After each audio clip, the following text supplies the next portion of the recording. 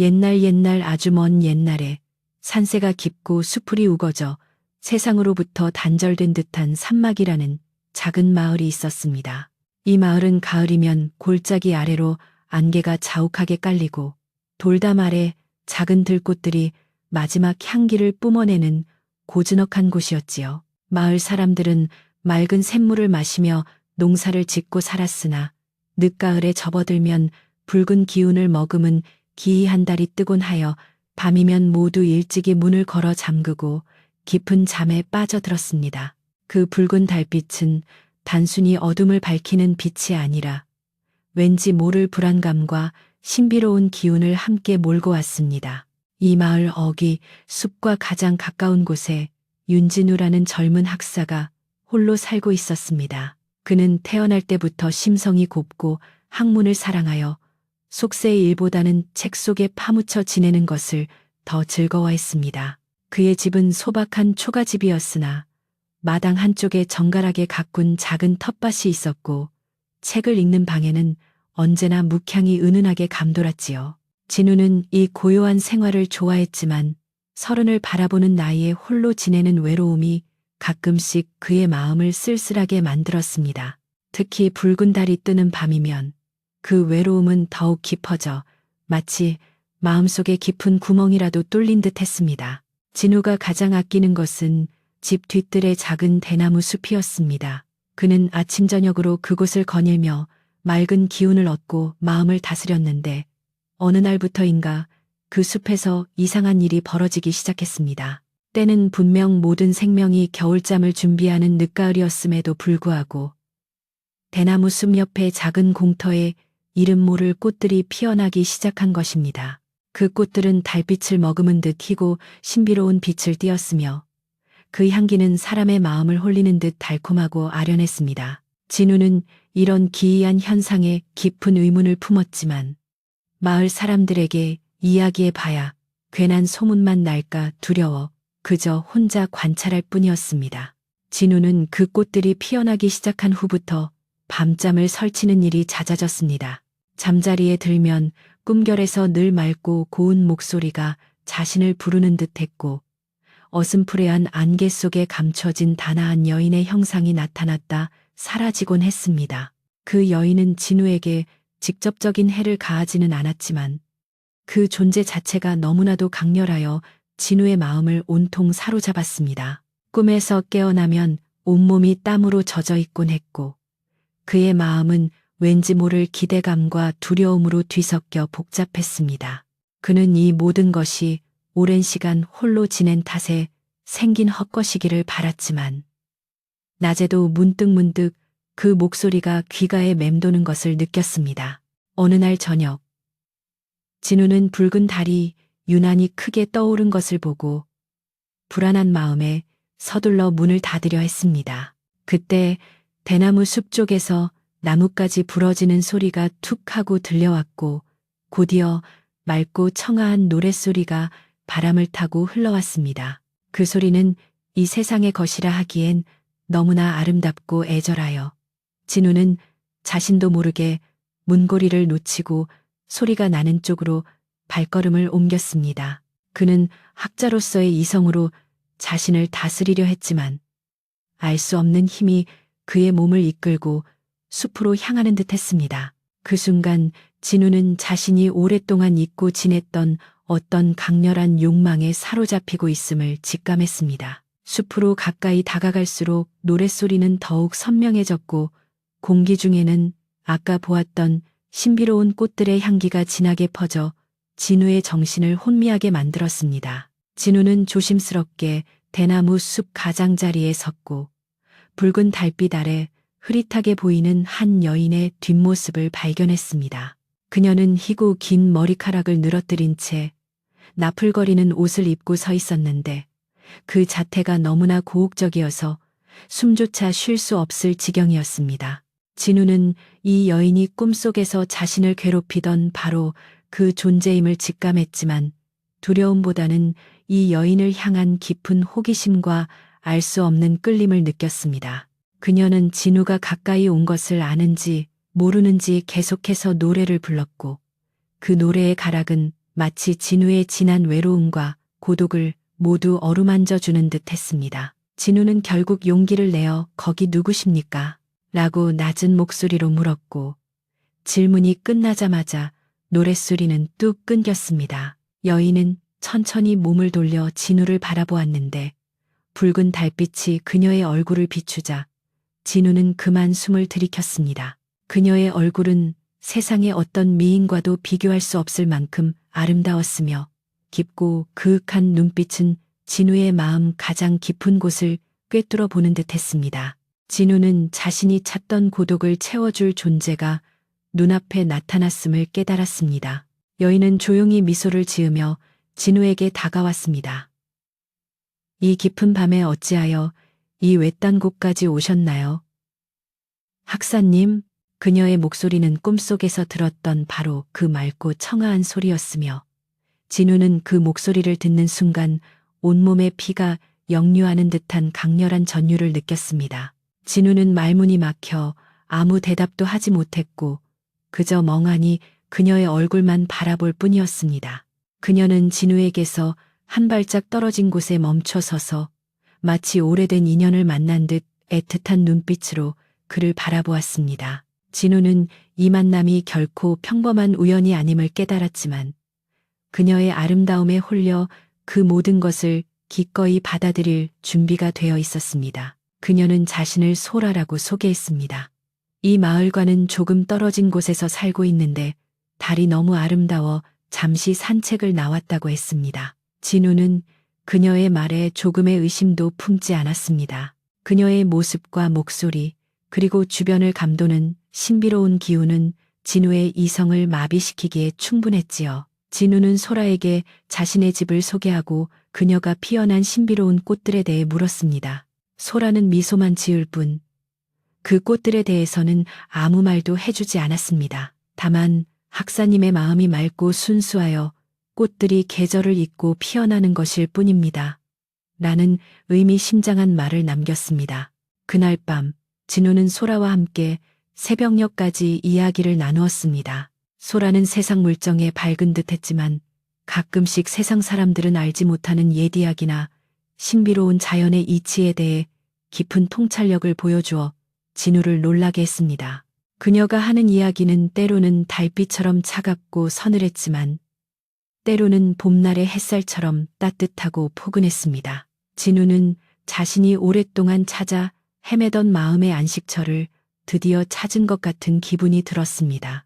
그는 소라의 곁에서라면 더 이상 외롭지 않을 것이라는 확신을 얻었고 학문 연구도 더욱 깊이 할 수 있을 것 같았습니다. 소라는 동이 트기 직전 서둘러 자리에서 일어났습니다. 날이 밝아오니 이제 돌아가 봐야겠어요. 학사님께 폐를 끼친 것 같아 송구합니다. 그녀는 그렇게 말하며 재빨리 숲속으로 사라졌고 진우는 그녀의 뒷모습을 멍하니 바라보았습니다. 그녀가 떠난 자리에는 은은한 난초 향기만 남아 진우의 코끝을 간지럽혔습니다. 진우는 그녀의 정체에 대해 더 깊이 생각해 보려 했지만 그녀의 아름다운 미소와 목소리가 모든 의문을 덮어버렸습니다. 그저 내일 밤이 다시 찾아와 붉은 달이 떠오르기를 간절히 바랄 뿐이었습니다. 다음 날 아침 진우는 밤새 잠을 설쳤음에도 불구하고 몸이 전혀 피곤하지 않았습니다. 오히려 평소보다 더 활력이 넘치고 머리가 맑아지는 것을 느꼈습니다. 그는 어제 소라가 앉았던 자리를 찾아가 보았지만 그녀가 앉았던 흔적 외에는 아무것도 찾을 수 없었습니다. 하지만 신비로운 꽃들은 여전히 만개하여 진우를 반겼습니다. 진우는 그 꽃들을 조심스럽게 꺾어 책상 위에 올려놓았고 책을 펼쳤으나 도무지 글이 눈에 들어오지 않았습니다. 그의 마음은 온통 소라에게로 향해 있었고 그녀의 정체와 다시 만날 생각으로 가득 찼습니다. 그는 이처럼 강렬한 감정을 느껴본 적이 없었기에 조금은 당황스러웠지만 한편으로는 벅찬 기쁨을 느꼈습니다. 진우는 하루 종일 시간을 낭비하며 밤이 되기를 기다렸습니다. 저녁 식사도 건너뛴 채 해가 서쪽 산봉우리에 걸리기만을 학수고대했습니다. 어젯밤보다 달은 덜 붉었지만 여전히 묘한 기운을 내뿜으며 산막 마을을 비추고 있었습니다. 진우는 소라가 약속한 것도 아닌데 그녀가 다시 올 것이라는 확신을 가지고 대나무 숲으로 향했습니다. 그는 숲 어귀에 서서 가슴을 졸이며 그녀를 기다렸고 얼마 지나지 않아 숲속에서 사각거리는 발소리가 들려왔습니다. 진우는 심장이 터질 듯 뛰었고 긴장감 속에서 그녀를 맞이할 준비를 했습니다. 소라는 어제와 똑같은 모습으로 나타났지만 오늘은 왠지 모르게 더 깊은 슬픔을 간직한 듯한 눈빛이었습니다. 진우는 그녀를 보자마자 반가움에 달려가려 했지만 그녀의 분위기에 압도되어 한 발짝도 움직일 수 없었습니다. 소라는 조용히 진우에게 다가와 미소를 지었지만 그 미소는 어딘가 모르게 더덥고 아련했습니다. 학사님, 제가 오지 않을까 걱정하셨나요? 저는 학사님과의 약속을 잊지 않습니다. 그녀의 말에 진우는 안심했고 그녀의 손을 잡고 자신의 집으로 이끌었습니다. 그는 그녀와 함께 있는 이 순간이 영원하기를 바라는 간절한 마음뿐이었습니다. 집으로 돌아온 진우는 소라에게 따뜻한 차를 대접하고 자신의 연구에 대해 이야기해 주었습니다. 소라는 진우의 말 한마디 한마디에 귀 기울이며 때로는 깊은 이해를, 때로는 놀라운 질문을 던져 진우를 감동시켰습니다. 진우는 소라가 단순한 미인이 아니라 지혜롭고 깊은 영혼을 가진 존재임을 깨달았습니다. 그는 그녀에게 자신의 꿈 이야기, 즉 자신을 부르는 목소리와 여인의 형상에 대해 조심스럽게 털어놓았습니다. 소라는 그 이야기를 듣고 잠시 얼굴을 굳혔지만 이내 평온한 미소를 되찾고 진우의 손을 부드럽게 감싸 쥐었습니다. 소라는 진우의 손을 잡은 채 학사님의 꿈은 학사님의 깊은 염원이 형상화된 것일 뿐입니다. 너무 깊이 생각하지 마세요. 다만 숲의 기운이 강하니 밤에는 문단속을 잘하시고 함부로 숲에 들지 마세요. 라고 나지막이 말했습니다. 그녀의 손은 얼음장처럼 차가웠지만 진우는 그 차가움 속에서 묘한 안정감을 느꼈습니다. 진우는 그녀의 말을 믿으려 노력했지만 그녀의 눈빛 속에서 읽을 수 없는 비밀과 두려움의 그림자를 발견했습니다. 그는 소라가 무언가를 숨기고 있다는 것을 알았지만 그것이 무엇이든 간에 그녀의 곁에 있고 싶다는 강한 열망을 억누를 수 없었습니다. 그날 밤에도 소라는 동이 트기 전 재빨리 숲으로 사라졌습니다. 진우는 그녀가 떠난 후에도 오랫동안 그녀의 체향이 남아있는 방 안에 앉아 생각에 잠겼습니다. 그는 소라가 평범한 사람이 아님을 확신했습니다. 그녀의 신비로운 능력, 밤에만 나타나는 행동, 그리고 그녀를 둘러싼 숲의 기운까지 모든 것이 그녀의 정체가 평범하지 않음을 말해주고 있었습니다. 하지만 진우는 그 모든 비밀을 파헤치기보다 그저 그녀와의 관계를 이어가고 싶었습니다. 그의 외로움은 그녀의 존재로 인해 완전히 채워졌으며 그는 이제 그녀 없이는 살 수 없을 것 같았습니다. 진우의 생활은 소라를 만나기 전과 후로 완전히 바뀌었습니다. 낮에는 멍하니 시간을 보내거나 소라가 올 밤을 위해 집안을 정리했고 밤에는 오직 그녀와의 만남만을 고대했습니다.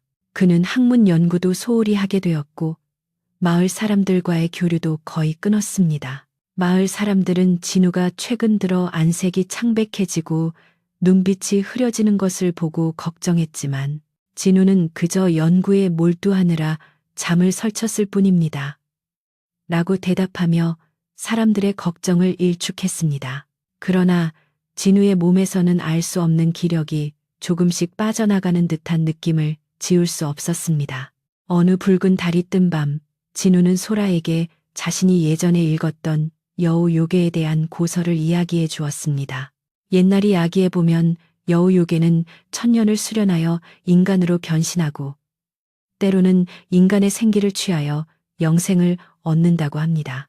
진우는 소라의 반응을 살피기 위해 일부러 농담처럼 이야기했지만 소라는 그 이야기를 듣는 동안 얼굴빛이 하얗게 질렸습니다. 그녀는 차를 마시던 찻잔을 놓쳐 찬물을 쏟았고 떨리는 목소리로 학사님, 그런 헛된 이야기는 더 이상 하지 마세요. 이 깊은 산골에 그런 요사스러운 존재가 있을 리 없지 않습니까? 라고 말했습니다. 진우는 소라의 과민한 반응에 더욱 의심을 품게 되었지만 그녀가 당황하는 모습조차도 아름답게 느껴져 더 깊이 추궁하지 않았습니다. 그는 그저 소라의 손을 다시 잡아주며 안심시켰습니다. 소라님, 너무 놀라지 마세요. 저는 그저 고서에 적힌 이야기를 했을 뿐입니다. 소라님처럼 아름답고 고운 분이 그런 요사스러운 존재일 리는 만무하지요. 진우는 그렇게 말했지만 소라의 차가운 손과 미세하게 떨리는 그녀의 몸짓은 진우의 마음속에 이미 확신을 심어주고 있었습니다. 그는 자신이 지금 사랑하는 여인이 인간이 아닐 수도 있다는 사실을 받아들이기 시작했습니다. 그날 밤 소라는 평소보다 더욱 애절한 표정으로 진우를 바라보았습니다. 그녀는 진우에게 깊은 사랑을 느끼는 듯 진심으로 그를 대했지만 때로는 그의 눈빛을 피하며 알 수 없는 망설임과 슬픔을 표현했습니다. 진우는 그녀의 눈빛 속에서 그녀가 자신을 해치고 싶지 않다는 내면의 갈등을 읽어냈습니다. 그는 그녀에게 더 이상 인간의 생기를 취하지 않고도 인간이 될 수 있는 방법을 함께 찾자고 제안했습니다.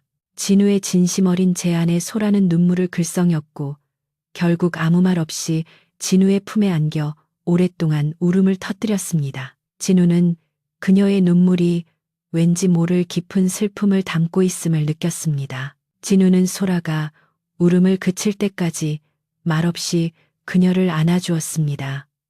그의 품에 안긴 소라는 여전히 차가웠지만 진우의 마음은 뜨거운 사랑으로 가득 차 있었습니다. 그는 이제 소라가 여우 요괴이든 아니든 상관없었습니다. 그저 그녀가 자신의 곁에 있어주기만을 바랄 뿐이었습니다. 소라는 울음을 그친 후 진우에게서 물러나며 깊은 한숨을 내쉬었습니다. 학사님, 저는 학사님의 그런 마음을 받기에는 너무나 부족하고 더러운 존재입니다. 하지만 학사님의 진심은 저에게 큰 힘이 됩니다. 부디 저를 믿어주세요. 저는 학사님을 해치지 않을 것입니다. 소라의 목소리는 확신에 차 있었지만 진우는 그녀의 눈빛 속에서 마지막 남은 망설임을 읽을 수 있었습니다. 진우는 소라의 말에 고개를 끄덕이며 믿음을 표현했습니다. 소라님, 저는 소라님을 믿습니다. 소라님이 어떤 존재이든 저는 소라님을 사랑합니다. 부디 저를 떠나지 마세요. 우리 함께 이 어려움을 헤쳐나갈 방법을 찾아봅시다. 진우의 진심 어린 고백은 소라에게 큰 감동을 주었고 그녀는 다시 한번 진우의 손을 잡으며 감사의 눈빛을 보냈습니다. 그들은 그날 밤 붉은 달빛 아래에서 서로의 마음을 확인하며 자신들의 피할 수 없는 운명에 맞서기로 결심했습니다. 진우는 소라를 지켜주겠다는 강한 의지를 다졌고 소라는 진우를 위해 자신의 모든 것을 걸기로 했습니다. 그들의 만남은 늦가을 산막 마을에 핀 신비로운 꽃들처럼 아름답지만 위험한 비밀을 품고 있었습니다. 진우는 자신의 지혜와 소라를 향한 순수한 사랑으로 이 신비로운 존재와의 인연을 지켜낼 수 있을지 아니면 결국 여우 요괴의 본성에 굴복하게 될지 알 수 없었습니다. 다만 붉은 달이 떠오르는 밤마다 그들의 인연은 더욱 깊어지고 단단해지고 있었으며 마을 사람들의 입에 오르내릴 또 다른 이야기가 시작되고 있었습니다. 다음 날부터 진우는 마을 사람들의 눈을 피해 소라의 정체를 숨기기 위해 노력했지만 마을 어귀에 사는 노파의 눈은 속일 수 없다는 것을 아직 알지 못했습니다. 며칠이 지나지 않아 산막 마을에는 윤진우 학사의 집 주변에 퍼지던 이상한 소문보다 더 강렬한 화제가 돌기 시작했습니다. 바로 진우의 집에 친척이라 주장하는 한 여인이 찾아왔다는 이야기였습니다. 이 여인이 바로 소라였으며 그녀는 이제 더 이상 밤에만 몰래 찾아오는 존재가 아니라 대낮에도 당당하게 진우의 집에 머무르며 마치 안주인 행세를 하기 시작했습니다. 소라는 진우에게 자신이 먼 친척이지만 부모님을 일찍 여의고 갈 곳이 없어 잠시 머물러도 되겠냐고 부탁했고 진우는 그녀의 계략을 알면서도 그녀와 함께하고 싶은 마음에 기꺼이 허락했습니다. 마을 사람들에게는 그저 외로운 학사를 돕기 위해 온 친척 동생이라고 둘러댔습니다. 소라의 등장과 함께 진우의 집 분위기는 완전히 달라졌습니다. 늘 책 냄새와 묵향만 가득하던 집에는 이제 은은하고 달콤한 여인의 향기가 감돌았고 마당에는 이전보다 더 화사한 꽃들이 피어났습니다. 소라는 낯선 곳에 왔음에도 불구하고 집안일을 능숙하게 처리했고 특히 진우의 텃밭을 정성스레 가꾸어 이전보다 더 풍성한 수확을 안겨주었습니다. 그녀의 손길이 닿는 곳마다 생기가 넘쳤기에 마을 사람들은 소라를 복을 몰고 온 여인이라 칭송하며 그녀를 경계하기보다 칭찬하기 바빴습니다. 그러나 일부 노인들은 소라의 아름다움과 신비로운 분위기에 왠지 모를 불안감을 느꼈습니다. 소라의 아름다움은 마을 남자들의 입에 가장 먼저 오르내리기 시작했습니다. 그녀의 피부는 비단결처럼 희었고 눈빛은 깊은 호수처럼 맑았으며 웃을 때마다 반짝이는 눈매는 보는 이의 마음을 흔들기에 충분했습니다. 마을의 젊은 총각들은 진우의 집 주변을 서성거리며 소라의 모습을 훔쳐보려 했고 심지어 몇몇 사람들은 소라에게 구혼하려 했으나 소라는 언제나 정중하면서도 단호하게 거절했습니다. 그녀는 오직 진우에게만 친절했고 다른 사람들에게는 적당한 거리를 두었기에 마을 사람들은 소라가 진우에게 깊은 마음을 품고 있다고 생각했습니다. 소문은 점차 커져 학사 윤진우가 복덩이를 얻었다는 이야기로 변질되었습니다. 하지만 소라의 행동에는 몇 가지 이해할 수 없는 부분이 있었습니다. 그녀는 마늘이나 쑥 같은 요괴를 물리치는 데 쓰이는 식물을 극도로 싫어했고 특히 마당에 있는 장독대 옆에 걸어둔 마늘을 보면 재빨리 피하곤 했습니다. 또한 진우가 심심풀이로 가지고 있던 작은 구리 거울에는 자신의 모습을 비추려 하지 않았습니다. 소라는 진우에게 저는 금속에 알레르기가 있어 거울을 보는 것을 좋아하지 않습니다라고 변명했지만 진우는 그녀의 행동에서 미세한 불안감과 거부감을 읽을 수 있었습니다. 이미 그녀의 정체를 짐작하는 진우에게는 이 모든 것이 그녀가 인간이 아님을 증명하는 명확한 증거였습니다. 소라가 마을에 온 지 보름쯤 되었을 때 마을 어귀에 사는 임노파가 진우의 집을 찾아왔습니다. 임노파는 이 산막 마을에서 가장 오래 산 노인으로 마을의 대소사를 모두 꿰뚫고 있었으며 특히 자연의 기운과 영적인 징조에 대해 남다른 통찰력을 가지고 있었습니다. 그녀는 젊은 시절 진우의 아버지로부터 큰 도움을 받은 적이 있어 진우를 친손자처럼 아끼는 마음이 있었습니다. 임노파는 평소에는 남의 집에 함부로 드나들지 않는 성격이었지만 이날은 무언가 심상치 않은 기운을 느꼈는지 지팡이를 짚고 진우의 집 마당까지 들어섰습니다. 진우는 임노파가 찾아온 것을 보고 깜짝 놀라 서둘러 마루로 마중 나갔습니다. 노파님, 어인일이십니까? 이렇게 누추한 곳까지 찾아와 주셔서 송구합니다. 진우는 정중하게 인사를 건넸고 소라는 부엌에서 차를 준비하다가 임노파를 보고 잠시 멈칫하는 듯했습니다. 임노파는 진우를 찬찬히 훑어보더니 그의 창백한 얼굴과 어딘가 모르게 흐려진 눈빛에 깊은 근심을 드러냈습니다. 그녀는 진우에게 자리에 앉으라 권하고는 소라가 가져온 찻잔을 바라보지도 않고 땅에 뱉었습니다. 이 행동은 마을의 예의범절에 어긋나는 것이었기에 진우와 소라 모두 당황했습니다. 임노파는 소라를 바라보며 의미심장한 미소를 지었습니다. 그 미소는 친절함보다는 경계심이 담긴 듯 했습니다. 새로 온 친척 아가씨는 참으로 곱구나.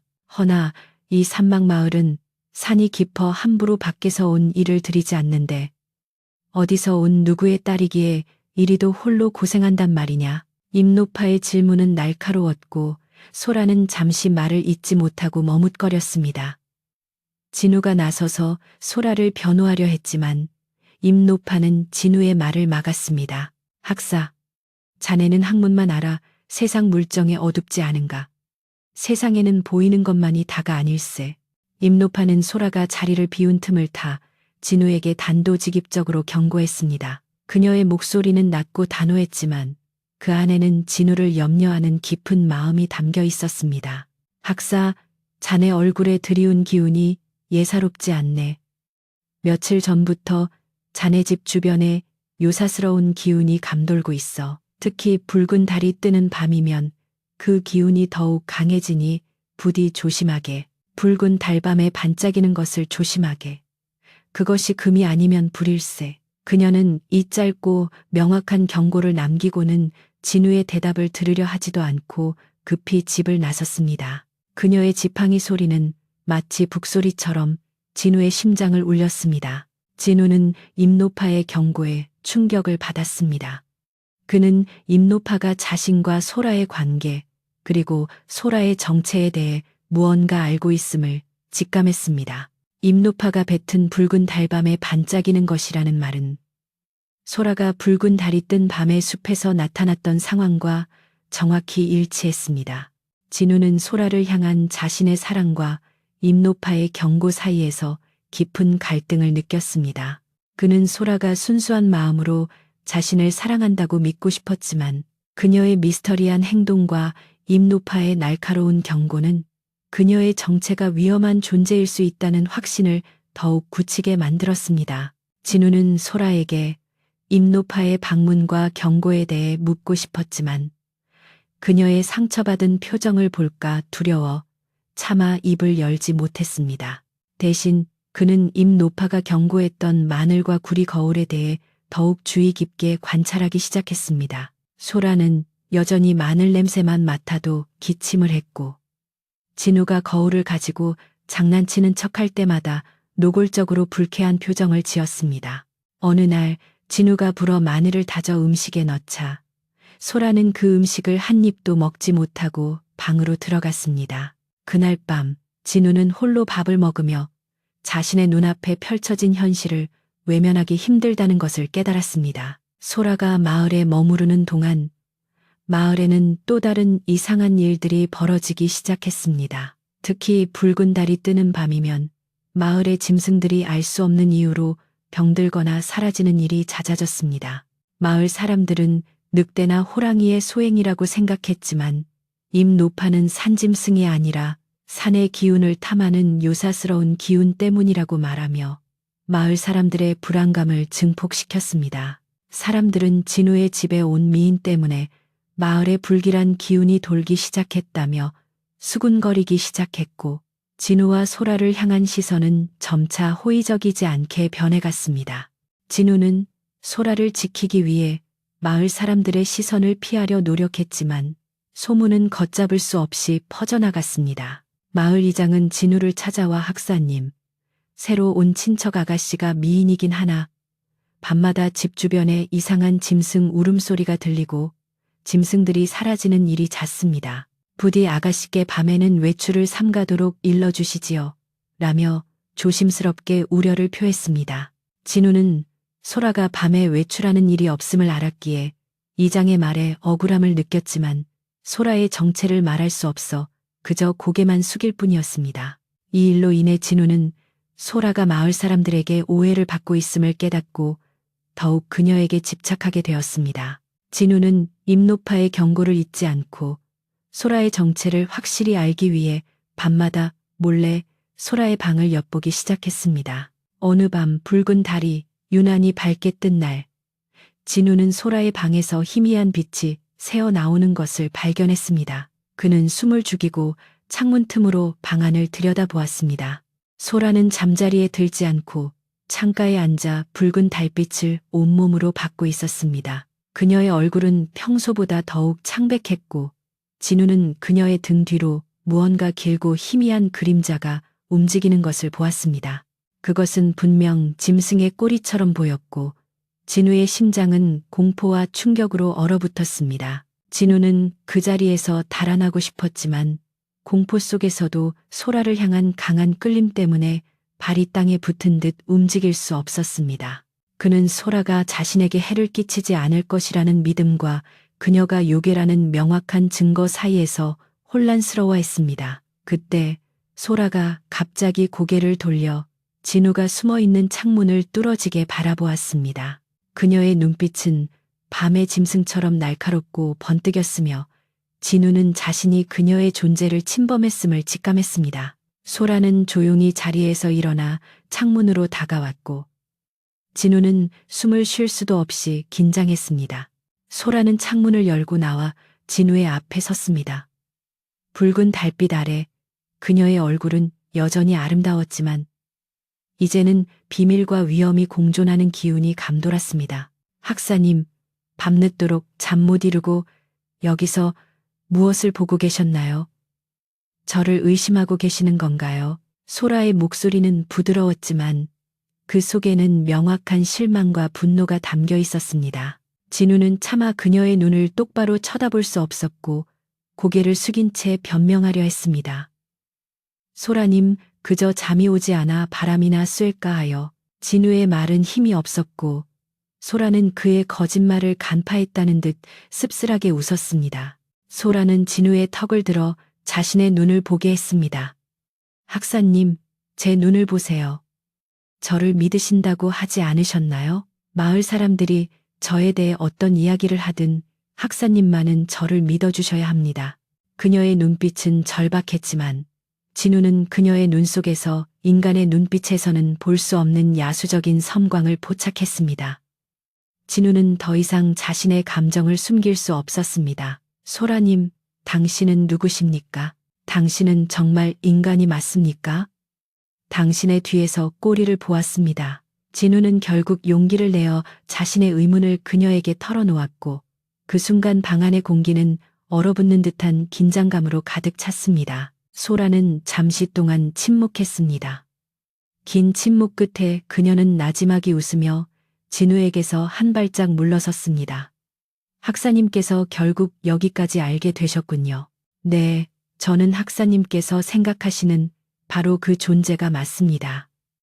소라는 자신의 정체를 인정했고 진우는 이미 짐작하고 있었음에도 불구하고 큰 충격에 빠졌습니다. 진우는 소라가 자신의 정체를 인정했음에도 불구하고 그녀를 향한 자신의 사랑이 전혀 줄어들지 않았다는 사실에 스스로 놀랐습니다. 그는 이 모든 것이 운명적인 인연임을 깨달았고 이제는 이 위험한 사랑을 어떻게 지켜낼지에 대해 고민해야 했습니다.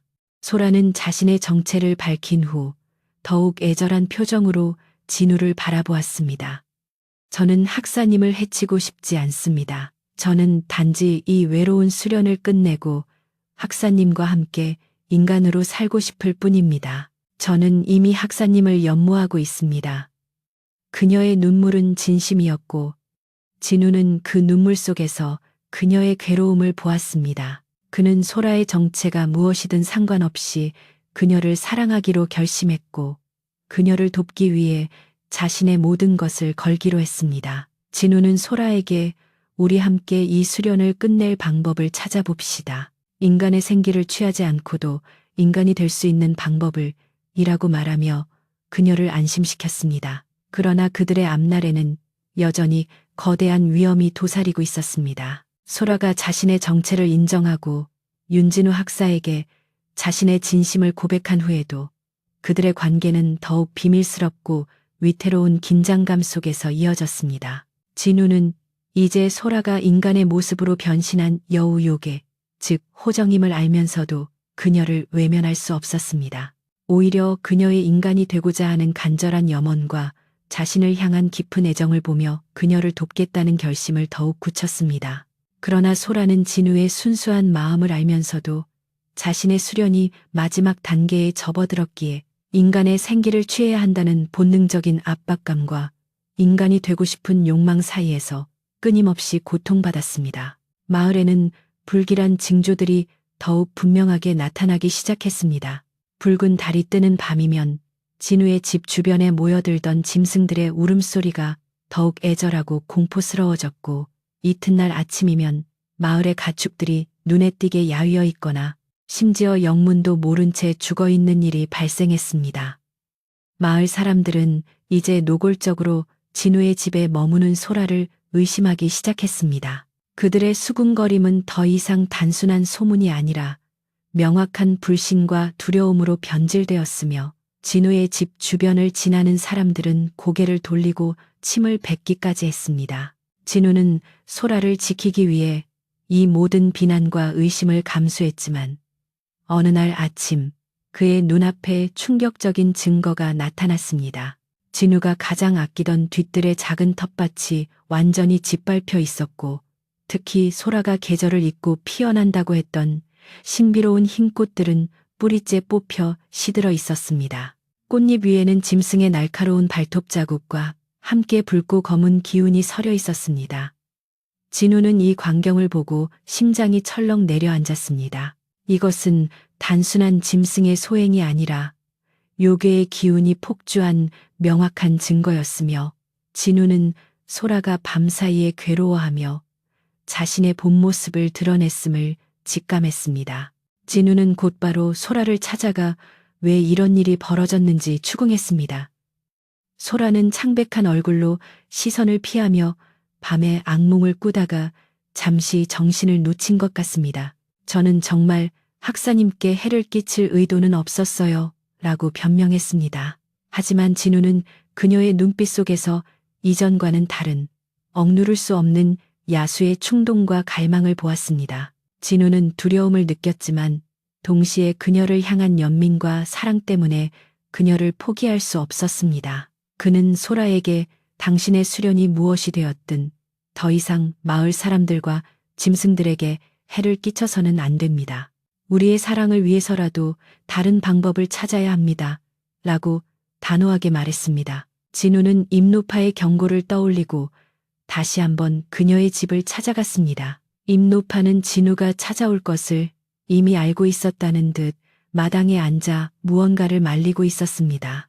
진우는 자초지종을 이야기했고 소라가 인간이 되고자 수련하는 여우 요괴임을 고백했습니다. 임노파는 놀라지 않고 조용히 고개를 끄덕였습니다. 내가 처음부터 그럴 줄 알았네. 그 아가씨의 눈빛에는 백년 묵은 한이 서려 있었으니 헌데 학사, 자네는 어찌하여 그 요사스러운 존재를 끊어내지 못하고 스스로 불길 속으로 걸어 들어간단 말인가. 임노파는 안타까움과 질책이 뒤섞인 목소리로 진우에게 말했습니다. 진우는 임노파에게 간절히 매달렸습니다. 노파님, 소라는 저를 진심으로 사랑합니다. 저는 그녀가 인간이 되어 저와 함께 살기를 바랍니다. 노파님께서 이 산막마을의 모든 것을 아시는 분이니 부디 소라가 인간의 생기를 취하지 않고도 온전한 사람이 될 수 있는 방법을 알려주십시오. 임노파는 잠시 깊은 생각에 잠겼고 이윽고 진우에게 충격적인 사실을 알려주었습니다. 옛 기록에 따르면 천년 묵은 여우가 인간이 되려면 인간의 생기나 간이 필요하다고 하지만 딱 한 가지 다른 방법이 있다고 하네. 그것은 바로 순수한 인간의 영혼이 담긴 맑은 눈물이네. 그 눈물을 마시면 여우의 간절함이 하늘에 닿아 인간이 될 수 있다네. 임노파는 그 방법을 알려주면서 그것이 실현되기 매우 어렵다는 경고도 덧붙였습니다. 헌데 학사, 그 눈물은 그저 슬픔의 눈물이 아니라 자신이 요괴임을 알면서도 그 요괴를 진심으로 사랑하고 그 요괴의 구원을 간절히 바라는 인간의 순수한 마음에서 흘러나와야 한다네. 그것도 붉은 달이 가장 강하게 뜨는 날에 말이야. 그 눈물이 없다면 소라는 결국 요괴의 본성으로 돌아가 자네를 해칠 수밖에 없을 것이네. 진우는 임노파의 말에 깊이 감사하며 그 눈물이 바로 자신의 눈물이어야 한다는 것을 깨달았습니다. 진우는 집으로 돌아와 소라에게 임노파에게 들은 이야기를 모두 털어놓았습니다. 소라는 처음에는 믿을 수 없다는 듯 진우를 바라보았습니다. 학사님, 그런 방법은 들어본 적도 없습니다. 그것은 아마 저를 떼어놓기 위한 거짓말일지도 모릅니다. 저는 이미 학사님의 생기를 취할 수 있는 마지막 단계에 와 있습니다. 조금만 더 버티면. 소라의 목소리에는 간절함과 함께 이기적인 욕망이 뒤섞여 있었습니다. 진우는 소라의 어깨를 잡고 그녀의 눈을 똑바로 바라보았습니다. 소라님, 저는 이 방법을 믿습니다. 당신을 진심으로 사랑하는 저의 눈물이 당신을 구할 수 있을 것입니다. 우리 함께 붉은 달이 뜨는 다음 날 밤, 이 방법을 시도해 봅시다. 소라는 진우의 변함없는 믿음과 사랑에 결국 눈물을 흘렸습니다. 그녀는 진우에게 미안함과 고마움이 뒤섞인 복잡한 감정을 표현하며 진우의 제안을 받아들이기로 했습니다. 하지만 그들의 비밀은 이미 마을 사람들 사이에서 더 이상 비밀이 아니었습니다. 소문은 빠르게 퍼져나갔고 마을 사람들은 진우가 요괴에게 홀려 모든 것을 잃게 될 것이라며 수군거렸습니다. 마을 이장을 비롯한 몇몇 유지들은 진우의 집을 찾아와 소라를 마을에서 내보내야 한다고 강력하게 주장했습니다. 그들의 얼굴에는 불안과 공포가 가득했습니다. 마을 유지들은 진우에게 학사님, 우리는 학사님의 안위를 걱정하여 이리 온 것입니다. 저 여인은 필시 요사스러운 기운을 가진 존재입니다. 저 여인으로 인해 마을에 재앙이 닥치기 전에 부디 그녀를 멀리 하십시오. 그렇지 않으면 저희가 직접 나서서 해결할 수밖에 없습니다. 라고 엄중하게 경고했습니다. 진우는 이들의 경고를 무시할 수 없었습니다. 그는 소라를 방에 숨기고 마을 유지들에게 저는 그녀가 저의 친척임을 확인했습니다. 마을에 일어나는 불길한 일들은 저 여인과는 무관합니다. 부디 저를 믿고 돌아가 주십시오. 제가 알아서 처리하겠습니다. 라고 정중하게 말했지만 그들의 의심을 잠재울 수는 없었습니다. 이러한 마을 사람들의 압박 속에서 진우는 소라와 함께 마지막 희망인 순수한 인간의 눈물 방법을 시도하기로 결심했습니다. 그는 마을 사람들에게 소라가 며칠 내로 스스로 마을을 떠날 것이라고 약속했습니다. 이 약속은 마을 사람들의 분노를 일시적으로 잠재웠지만 마을 사람들은 진우의 집 주변을 끊임없이 감시하며 소라가 정말로 떠나는지 지켜보기로 했습니다. 진우는 소라에게 우리에게 남은 시간은 얼마 없습니다. 붉은 달이 뜨는 날 밤, 우리는 이 모든 것을 끝내야 합니다. 라고 말하며 마지막을 준비했습니다. 진우는 소라를 위해 방 한쪽 구석에 정갈하게 자리를 마련했습니다. 그곳은 붉은 달빛이 가장 잘 들어오는 곳이었으며 그는 소라에게 그곳에서 자신의 눈물을 받을 준비를 하라고 일렀습니다. 소라는 진우의 진심과 결단력에 감동하여 자신의 모든 것을 진우에게 맡기기로 했습니다. 그녀는 자신의 요괴의 힘을 잠시 봉인하고 순수한 인간의 모습으로 돌아와 진우를 맞이했습니다. 그들의 운명을 건 마지막 밤이 다가오고 있었으며 진우는 그 밤에 자신이 흘릴 눈물이 소라를 구할 수 있기를 간절히 기도했습니다. 그의 마음은 두려움과 희망, 그리고 변치 않는 사랑으로 가득 차 있었습니다. 마침내 붉은 달이 가장 강렬하게 떠오르는 밤이 찾아왔습니다. 마을은 임노파의 경고와 불길한 징조들로 인해 극도의 긴장감에 휩싸여 있었고 마을 사람들은 이장이 선두에 서서 진우의 집 주변을 둘러싸고 감시하고 있었습니다. 그들은 소라가 마을을 떠나기로 한 약속을 지키는지 확인하기 위해 숨어 있었으며 만약 소라가 떠나지 않거나 요사스러운 짓을 한다면 즉시 개입할 준비가 되어 있었습니다. 이 모든 압박감 속에서 윤진우 학사와 여우 요괴 소라는 자신들의 운명을 건 마지막 의식을 치르기 위해 집안에서 조용히 밤을 맞이했습니다. 진우는 소라를 위해 마련한 방 안의 자리에 그녀를 앉혔습니다. 붉은 달빛이 창문을 넘어와 방 안 가득 스며들었고 소라의 하얀 얼굴에 붉은 기운이 감돌았습니다. 소라는 인간의 수련복과 같은 깨끗한 흰옷을 입고 있었고 자신의 요력을 모두 봉인한 상태였기에 그 모습은 연약한 여인 그 자체였습니다. 그녀의 눈빛은 진우를 향한 깊은 사랑과 함께 자신의 운명에 대한 두려움과 절박함으로 가득 차 있었습니다.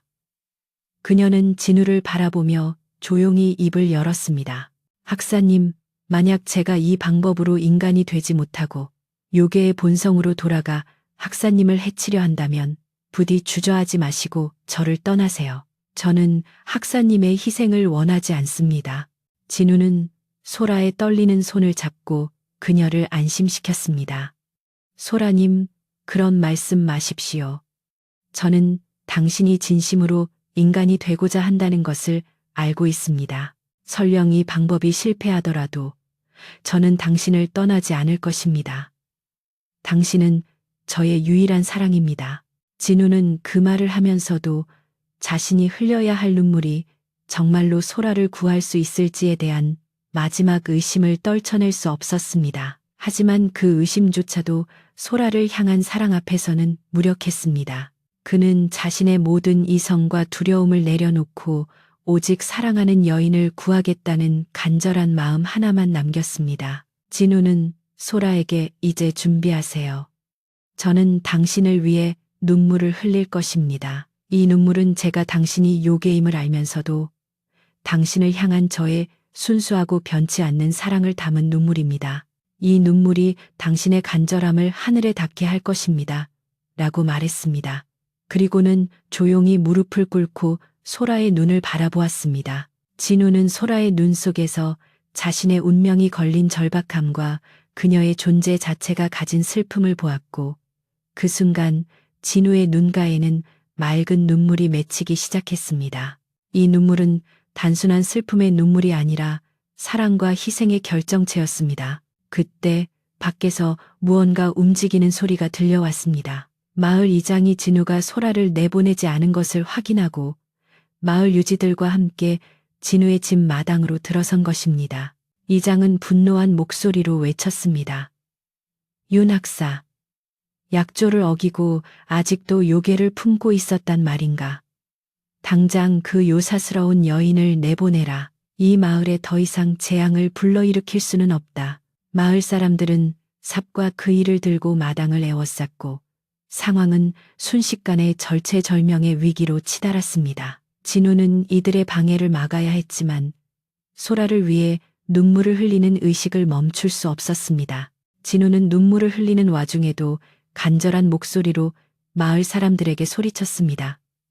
이장님, 잠시만 기다려 주십시오. 저는 지금 제 모든 것을 걸고 이 여인을 구하려 합니다. 저는 그녀가 인간이 될 수 있는 마지막 방법을 시도하고 있습니다. 제발 잠시만 시간을 주십시오. 진우의 외침에도 불구하고 마을 사람들은 분노와 공포에 사로잡혀 그의 말을 믿지 않았습니다. 그들은 진우가 요괴에게 완전히 홀렸다고 판단했고 당장이라도 집으로 쳐들어올 듯 문을 두드리기 시작했습니다. 쿵쿵거리는 소리는 진우의 심장을 더욱 빠르게 뛰게 만들었습니다. 소라는 밖에 소란에 불안해하며 진우에게 학사님, 이제 그만 저를 놓아주세요. 제가 학사님을 위험에 빠뜨렸습니다. 저는 이대로 사라지는 것이 맞습니다. 라고 속삭였습니다. 하지만 진우는 고개를 흔들며 눈물을 멈추지 않았습니다. 그의 눈물은 이미 소라의 손바닥 위로 맑게 떨어져 내리고 있었습니다. 아닙니다, 소라님, 저는 당신을 포기하지 않을 것입니다. 마을 사람들에게 당신의 진심을 보여줄 기회가 바로 지금입니다. 진우는 더욱 간절한 마음으로 소라를 바라보았고 그의 눈물은 그녀의 차가운 피부 위에서 보석처럼 빛났습니다. 진우는 이를 악물고 눈물을 흘리면서 자신의 눈물을 소라의 입에 가져다 대었습니다. 소라는 감격과 희망이 뒤섞인 눈빛으로 진우의 눈물을 받아 마셨습니다. 그녀가 눈물을 마시는 순간 붉은 달빛은 더욱 강렬하게 방안을 비추었고 소라의 몸에서는 희고 푸른 빛이 뿜어져 나오기 시작했습니다. 이 빛은 요괴의 요사스러운 기운이 아니라 순수하고 정화된 에너지가 응축된 빛이었습니다. 밖에서 소란을 피우던 마을 사람들도 이 갑작스러운 빛에 놀라 잠시 소란을 멈추고 문 밖에서 상황을 지켜보았습니다. 빛이 점차 강해지자 소라의 몸은 심하게 떨리기 시작했습니다. 그녀의 등 뒤에서는 희미하게나마 9개의 꼬리가 나타났다가 사라지기를 반복했고 그녀의 얼굴은 고통과 희망이 뒤섞인 표정이었습니다. 그것은 요괴의 본성을 버리고 인간이 되기 위한 고통스럽지만 아름다운 변환의 과정이었습니다. 진우는 소라의 고통스러운 모습을 보며 더욱 간절한 마음으로 그녀의 손을 놓지 않았습니다.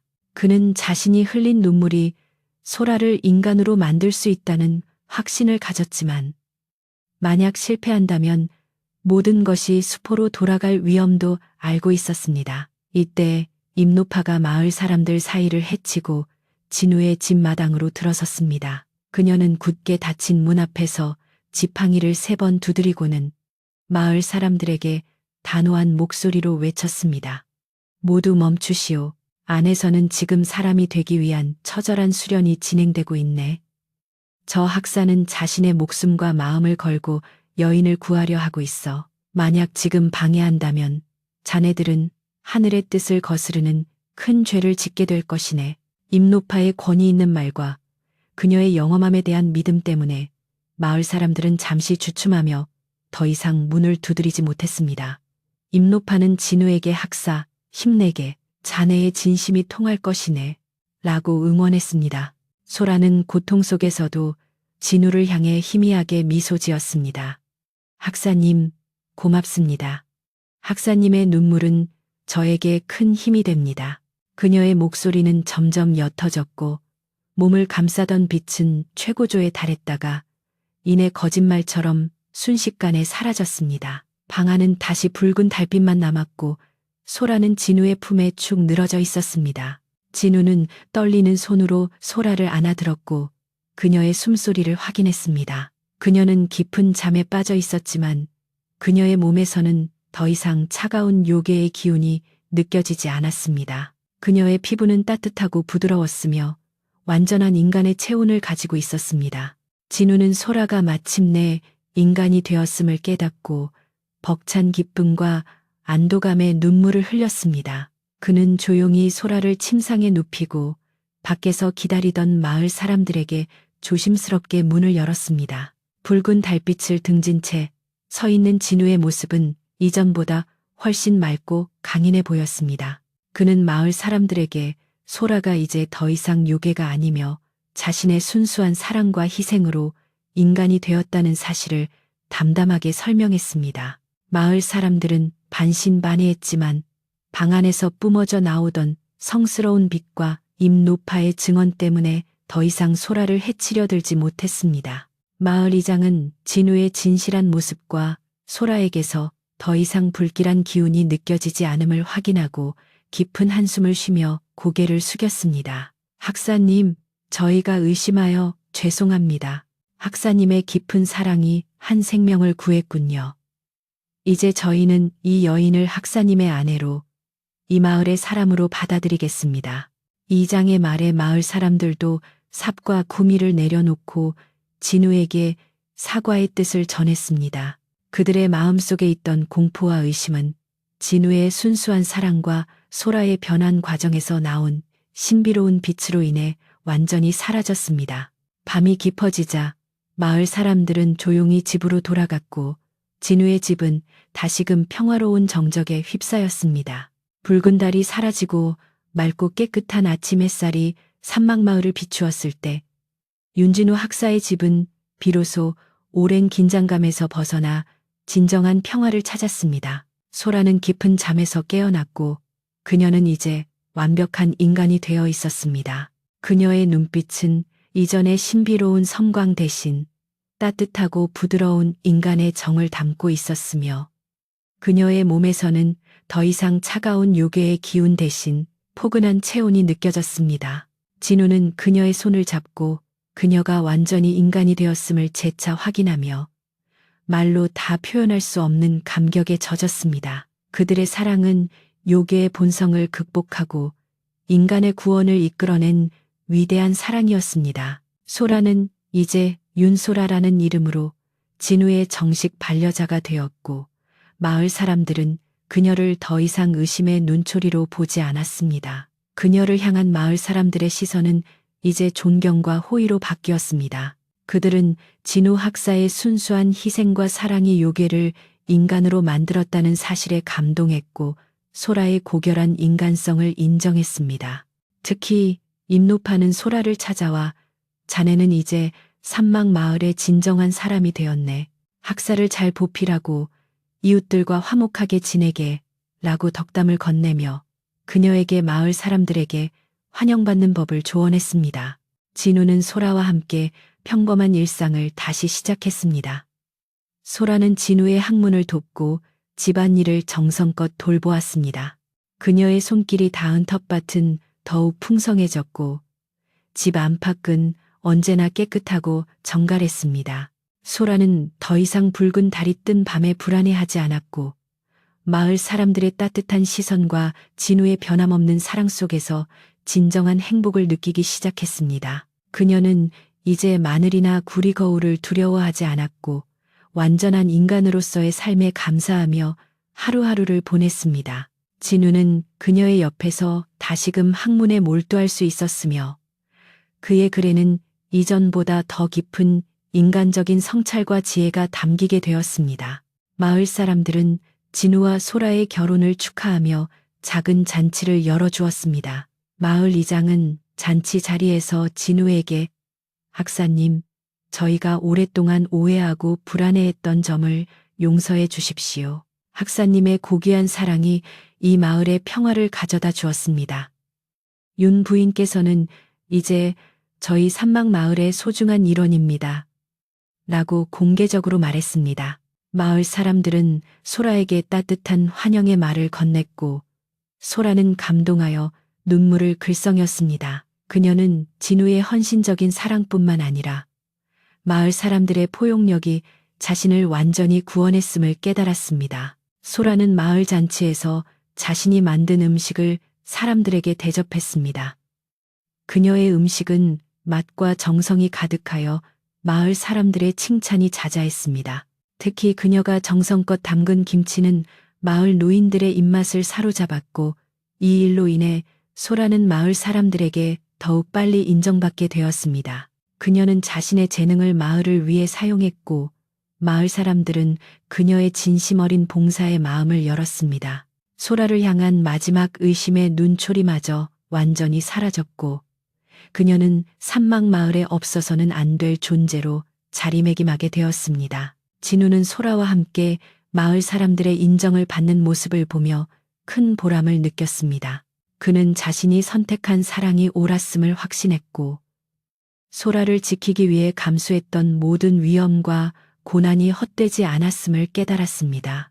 진우는 마을 사람들에게 감사 인사를 전하며 저희 부부를 따뜻하게 맞아주셔서 진심으로 감사합니다. 저와 소라는 앞으로 이 마을의 평화와 발전을 위해 작은 힘이 남아 보태겠습니다라고 말했습니다. 마을 사람들은 박수와 환호로 그들의 새로운 시작을 축복했고 잔치 분위기는 더욱 무르익어 갔습니다. 가장 기뻐한 사람은 임노파였습니다. 그녀는 진우에게 다가와 내 자네 아버님께 진 빚을 이제야 갚는 듯하네. 자네는 진정한 학자일세. 단순히 글만 읽는 것이 아니라 사람의 마음을 읽고 구원할 줄 아는군. 이라고 칭찬했습니다. 임노파는 소라에게 이제 요괴의 삶은 잊고 인간으로서의 삶에 충실하게 그 학사의 순수한 마음을 영원히 귀하게 여겨야 하네라고 당부했습니다. 소라는 임노파의 손을 잡고 깊이 감사하며 평생 진우의 사랑에 보답하고 선량한 인간으로 살겠다고 맹세했습니다. 그녀의 얼굴에는 진정한 평화가 깃들어 있었습니다. 해가 저물고 마을 사람들이 모두 돌아간 후 진우와 소라는 고요해진 마당에 앉아 붉게 물들어가는 석양을 바라보았습니다. 이제 붉은 달이 떠도 그들은 더 이상 두려워할 필요가 없었습니다.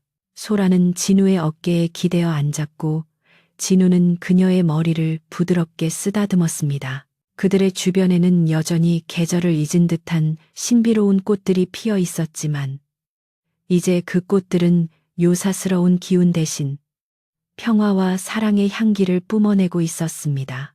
그들의 집은 이제 완벽한 행복이 깃든 안식처가 되었습니다. 진우는 소라에게 물었습니다. 소라님, 인간이 된 삶은 어떻습니까? 후회하지는 않으십니까? 소라는 진우를 올려다보며 환하게 미소 지었습니다. 학사님, 저는 평생 요괴로 살면서도 이렇게 행복한 적이 없었습니다. 이 모든 것은 학사님의 사랑 덕분입니다. 제가 인간이 된 것은 학사님을 영원히 사랑하고 섬기기 위함입니다. 그녀의 대답에는 한치의 망설임도 없었고 진우는 그녀의 진심을 확인하고 깊은 만족감을 느꼈습니다. 그들의 사랑은 인간과 요괴의 경계를 허문 전설로 남을 아름다운 이야기였습니다. 두 사람은 밤이 깊어지자 집 안으로 들어와 단출한 저녁 식사를 준비했습니다. 따뜻한 밥과 소박한 반찬이었지만 그들에게는 세상의 어떤 진수성찬보다 귀하고 행복한 식사였습니다. 그들이 함께하는 모든 순간이 감사함과 사랑으로 채워져 있었기 때문입니다. 소라는 진우에게 밥을 떠주며 다정하게 말했습니다. 학사님, 많이 드시고 오래오래 건강하게 저와 함께 사셔야 합니다. 제가 학사님 곁에서 평생 학사님을 지켜드릴게요. 그녀의 목소리는 이제 완전히 인간의 따뜻함과 정을 담고 있었습니다. 촛불이 방안을 은은하게 비추는 가운데 진우는 소라를 바라보며 마지막 말을 건넸습니다. 그의 목소리는 나지막하고 따뜻하여 듣는 이의 마음을 편안하게 만들었습니다. 소라님, 이제부터 우리의 밤에는 붉은 달 대신 따뜻하고 맑은 달빛만 가득할 것입니다. 우리의 인연은 피할 수 없었지만 우리의 사랑은 모든 운명을 바꾸었습니다. 이제 나는 더 이상 붉은 달을 두려워하지 않겠습니다. 당신이 바로 나의 영원한 빛입니다. 진우는 그렇게 말하며 소라의 손을 잡았고 그들의 눈빛은 서로에게 영원한 사랑을 약속하는 듯 깊고 아름다웠습니다. 산막마을의 밤은 평화롭고 고요했으며 그들의 이야기는 영원히 전해질 아름다운 전설로 남았습니다.